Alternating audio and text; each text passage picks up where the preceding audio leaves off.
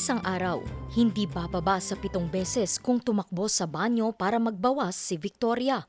And nakakahiyaman sabihin, yung edad na to, nakapampers na ako. And it's not easy na na iniisip mo, hindi ako makalabas. I avoid going out kasi baka magkaroon ako ng accident. And sometimes kumakain pa lang, tumatakbo na ako. Noong una inakala lamang niyang maselan ang kanyang tiyan o kaya'y lapitin ng LBM o pagtatae. Pero dahil tumatanda na, nagpasya na siyang magpakonsulta para masuri ang kanyang kalusugan. Bilang isa kasing breast cancer survivor, malaking pangamba sa kanya ang magkaroon ng anumang sakit.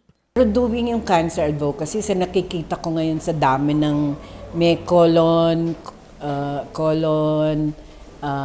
anal, at saka colorectal cancer.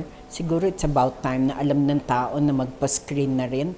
Ngayong araw, maaga siyang nagtungo sa Parkway Medical and Diagnostic Center sa Ligarda Road, Baguio City para sumailalim sa 2 pagsusuri.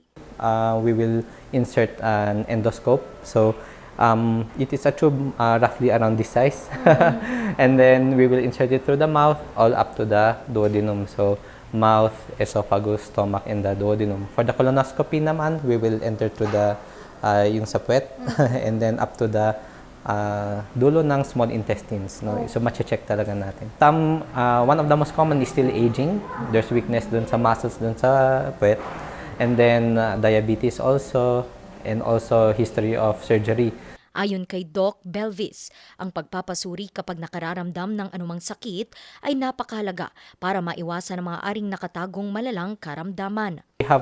We have to also screen for other cancers. No? So for up, we have to screen for esophageal and stomach cancers. Dun sa baba is colon cancer, colorectal cancers. Yung most common presentation of patients that we catch with cancer, actually they're asymptomatic. Especially if early cancer. So those ones who present already with symptoms such as abdominal pain, bleeding dun sa pagdudumi, and then constipation, sometimes LBM also, those are most of the time medyo mas advanced na siya, requiring more advanced na treatment as well. Mahalaga rin ito para maagang malaman kung may mga sakit bang namana ang isang individual mula sa kanyang pamilya. Now for people who have first-degree relatives with colon cancer, we do it 10 years before the diagnosis of yung relative nila. So for example, yung tatay mo or brother mo na diagnosed at the age of 50, you should do it at 40. So the reason why it is very important to do is because if we do screening, that's when we can catch it at its early stage. Bukod sa isinagawang operasyon ngayong araw kay Victoria, ilang dekalidad na serbisyo medikal pa ang hatid ng Parkway Medical and Diagnostic Center. Laparoscopic cholecystectomy. We also have some urology procedures that we do here. Actually, some doctors that do reconstructive surgery, they come here too. So if you go see those doctors, you can ask them if they can take you here. For other future services, so yun yung aming pino-foresee, no? Because the community needs these services. So we try and we plan to put in those services na wala dito, na yung mga people, they still have to go to Manila to get it.